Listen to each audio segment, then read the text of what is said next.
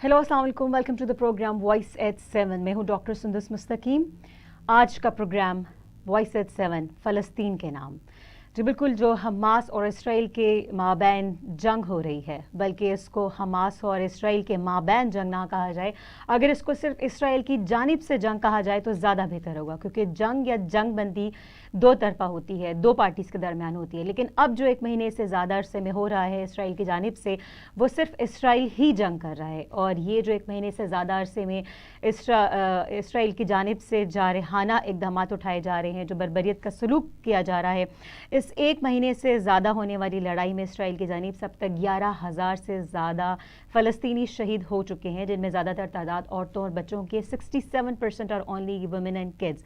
जबकि इसराइल का जो 1400 का फिगर है हलाकतों का, वो वहीं का वहीं खड़ा है, वो स्टक है, वो जू का तू है, जिसमें से सिर्फ 300 इसराइली फ़ौजी हैं, जबकि 11,000 से ज़्यादा फ़लस्तीनी जो हैं वो शहीद हो चुके हैं। ज़्यादातर तादाद औरतों और बच्चों की है, और 50% से ज़्यादा रेजिडेंशियल एरिया, रिहायशी इलाका, तालीमी इदारे, स्कूल, कॉलेज, यूनिवर्सिटीज़, UN के इदारे, बल्कि हस्पताल तक भी महफूज नहीं है। अल-कुद्स हस्पताल, शिफा इंटरनेशनल हस्पताल, अहले अरब हस्पताल, इंडोनेशिया हस्पताल, और ये तमाम हस्पताल जो हैं वो इसराइल की बर्बरियत का निशाना बन चुके हैं। अहले अरब इस हस्पताल में जो है वो बहुत बड़ा हमला हुआ था। 500 से ज़्यादा मरीज़, जी बिल्कुल वो लोग जो कि ज़ेर इलाज हैं, उनको तशद्दुद का निशाना बनाया जा रहा है। ना सिर्फ ऊपर से हमले हो रहे हैं, बल्कि ज़मीन में जो स्नाइपर्स हमला कर रहे हैं, ये बात समझ में नहीं आ रही कि snipers, Israeli professionals are no doubt one of the most professional snipers in the world. तो इतने प्रोफेशनल स्नाइपर्स का हस्पताल में क्या काम है?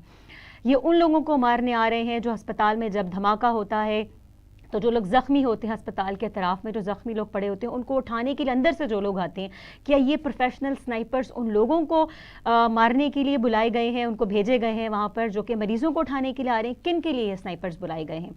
इस सब पर बात करेंगे आज के प्रोग्राम में। इसके अलावा इंटरनेशनल मीडिया कैसे कवर कर रहा है, इंटरनेशनल मीडिया की कवरेज की बात करें तो अस्पताल में भी धमाका हो जाए तो अमेरिका का CNN ऐसे कवर करता है जैसे नथिंग हैज़ हैपेंड, जैसे कि कुछ हुआ ही नहीं है।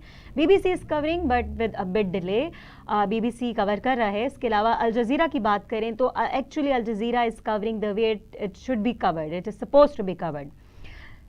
आर्मी मीडिया में जबकि अल जज़ीरा के बहुत सारे सहाफ़ी जो हैं वो जाम शहादत नोश कर चुके हैं। अल जज़ीरा के ना सिर्फ सहाफ़ी बल्कि अल जज़ीरा ने इसको ट्रू मैसेकर का नाम दिया है, सबको जो एक महीने से ज़्यादा हो रहा है।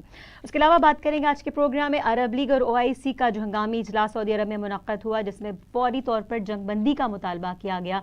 इसमें तमाम इस्लामी ममालिक के सरबराहान ने शिरकत की और जंगबंदी का मुतालबा किया। किस इस्लामिक मुल्क ने क्या बयान दिया, कौन सा इस्लामिक मुल्क जो एक महीने से ज़्यादा के इस अरसे में क्या स्टैंड रखता है, इस पर बात करेंगे। सबसे वोकल हमने टर्की को और ईरान को पाया। टर्की की पार्लियामेंट में तो इजरायली प्रोडक्ट्स को बैन करने का अमली मुजाहरा भी करके दिखाया गया है। इसके अलावा ईरान हमेशा से बहुत स्ट्रॉन्ग स्टेटमेंट्स रख रहा है। ईरान ने कहा कि अगर ये जारियत का जंगबंदी ना हुई और सीज़फायर ना हुई तो ईरान कभी भी कुछ भी कर सकता है। Very strong statement.